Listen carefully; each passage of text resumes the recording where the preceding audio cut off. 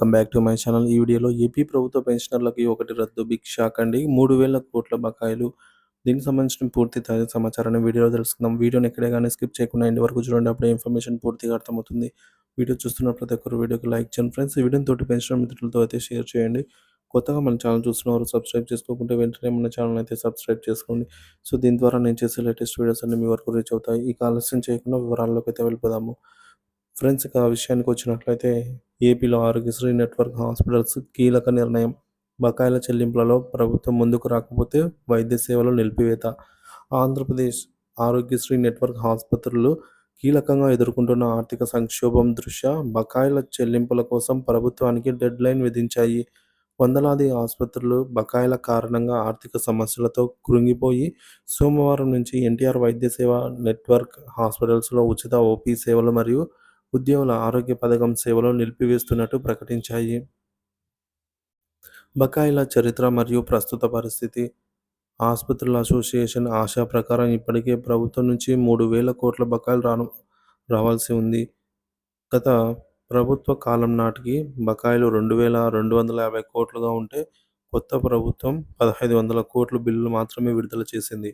ఇది ఇంకా పెండింగ్లో ఉన్న బకాయిలు ఆసుపత్రుల ఆర్థిక పరిస్థితిని దిగజార్చాయని ఆసుపత్రుల యాజమాన్యాలు తెలిపాయి. ఉచిత సేవల నిలిపివేత మరియు కారణాలు. మందులు మరియు వైద్య పరికరాల సరఫరాలో అంతరాయం. బకాయిలు చెల్లించకపోవడం వల్ల వ్యాపారులు మందులు, రసాయనాల సరఫరాను నిలిపివేశారు.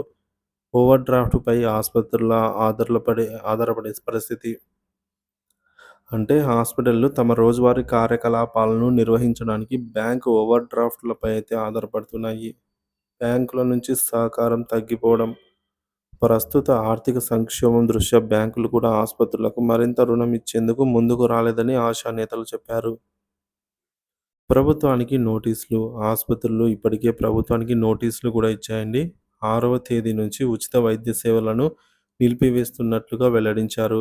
ఆరోగ్యశ్రీ ట్రస్ట్ సీఈఓ ఫోన్ ద్వారా బకాయిలపై చర్చలకు ఆహ్వానించారని, సోమవారం చర్చల అనంతరం నిర్ణయం తీసుకుంటామని ప్రకటించారు. ప్రైవేటు ఆసుపత్రుల భవిష్యత్తుపై ఆందోళన. ఆరోగ్య బీమా విధానంపై అభ్యంతరాలు. ప్రభుత్వం ఆరోగ్య బీమా విధానానికి మారితే ప్రైవేటు ఆసుపత్రుల మనుగడ కష్టమవుతుందని ఆసుపత్రులు చెబుతున్నాయి. కో పేమెంట్ అవసరం. ఆరోగ్య బీమాలో కో పేమెంట్ విధానం లేకపోతే ఆసుపత్రుల నిర్వహణ మరింత కష్టతరం అవుతుందని వాపోయాయి. 100% క్యాష్లెస్ విధానం సమస్యలు. ఆరోగ్య బీమా ద్వారా 100% క్యాష్లెస్ సేవలు అందిస్తే ఆసుపత్రులకు లాభదాయకత దూరమవుతుందని ఆరోగ్యశ్రీ నెట్వర్క్ హాస్పిటల్స్ అయితే తెలిపాయి.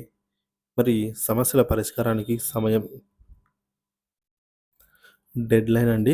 ఈ నెల 25వ తేదీ వరకు ప్రభుత్వానికి సమస్యల పరిష్కారానికి సమయం ఇవ్వాలని ఆసుపత్రుల అసోసియేషన్ నిర్ణయించింది. ప్రభుత్వం చర్చల ద్వారా పటిష్ట నిర్ణయాలు తీసుకోకపోతే మరింత కఠినమైన చర్యలు తీసుకోవాల్సి వస్తుందని అసోసియేషన్ హెచ్చరించింది. ప్రభుత్వం దృష్టి ఏమిటి? ప్రభుత్వం ముఖ్యంగా ఆరోగ్యశ్రీ ట్రస్ట్ సమస్యలను పరిష్కరించుకునేందుకు చర్చలకు సిద్ధమవుతోంది.